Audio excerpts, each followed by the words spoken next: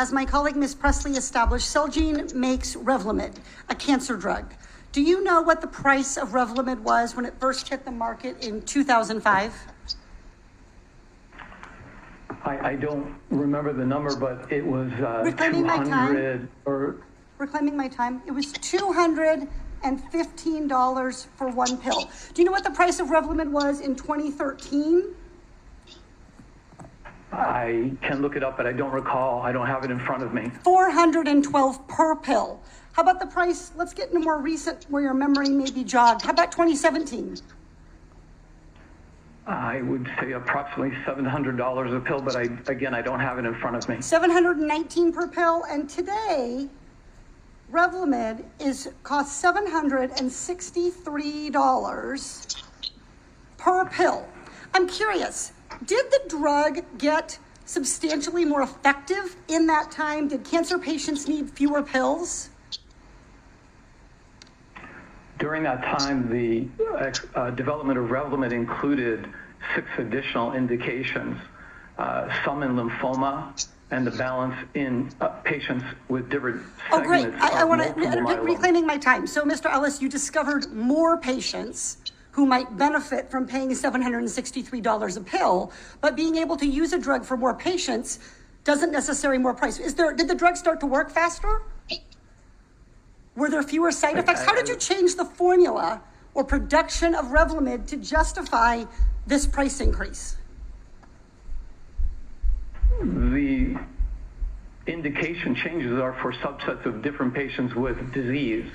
Reclaiming my time. Mr. Ellis, I understand that. What I'm trying to understand from you is how did the drug improve? If I were to look at a pill and analyze it from 2005 when it cost $215 and I was looked today at when it cost $763, would that pill be the same?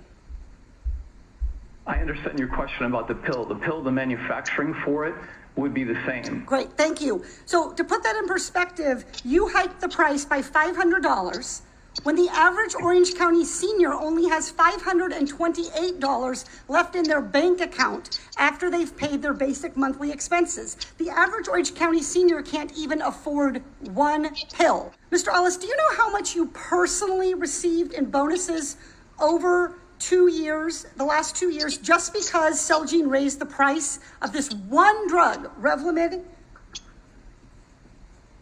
I receive very generous compensation, but I don't know the exact number that you're referring to.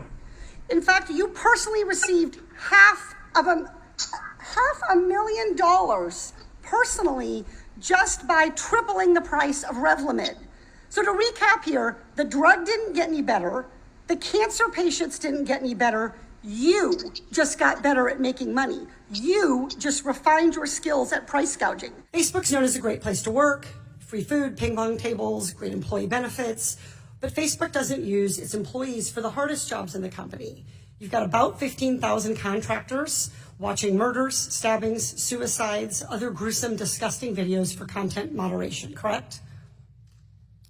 Congressman, yes, I believe that's correct. You pay many of those workers under $30,000 a year, and you've cut them off from mental health care when they leave the company, even if they have PTSD because of their work for your company. Is that correct?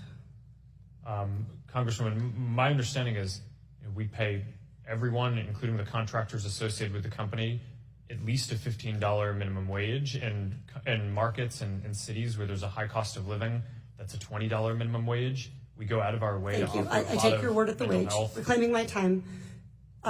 According to one report I have, and this is straight out of an episode of Black Mirror, these workers get nine minutes of supervised wellness time per day. That means 9 minutes to cry in the stairwell while somebody watches them. Would you be willing to commit to spending 1 hour a day for the next year watching these videos and acting as a content monitor and only accessing the same benefits available to your workers? Congresswoman, we work hard to make sure that we give good benefits to all the folks who are doing this. Mr. Zuckerberg, reclaiming my time, I would appreciate a yes or a no. Would you be willing to act as a content monitor? To have that life experience? I'm not sure that it would best serve our community for me to spend that much reclaiming time. My time. Mr. Zuckerberg, I spend a lot of reclaiming time my time. content. Mr. Zuckerberg, are you saying you're not qualified to be a content monitor? No, Congresswoman, that's not what I'm saying. Okay, then you're saying you're not willing to do it. My question for you is whether you would be willing to share today your Social Security, your birth date, and your address at this public hearing. I would be a bit uncomfortable doing that, Congresswoman. If you'd so oblige me, I'd prefer not to. Okay, could I ask you why you're unwilling? Well, that's sensitive information. I think it's sensitive information that I like to protect, and I think consumers should protect theirs. Okay, so my question then is, if you agree that exposing this kind of information like that you have in your credit reports, creates harm, therefore you're unwilling to share it, why are your lawyers arguing in federal court that there was no injury and no harm created by your data breach? Congresswoman, it's really hard for me to comment on what our lawyers are doing. Respectfully, excuse me, but you do employ those lawyers, and they do operate at your direction. They're your counsel, and they are making these arguments in court, arguing on the record. I have the pleadings here from the court case. They are arguing on the record that that this case should be dismissed because there is no injury and no harm created by the disclosure of people's personal credit information. Yet I understand you, as I would, to believe that that the exposure of that information, I asked you if you would give it to the committee, and you understandably said no, would in fact create a harm. So I guess I would ask you to please look carefully at what your lawyers are doing and the arguments that they are making, because I feel they're inconsistent with some of the helpful testimony that you've provided today.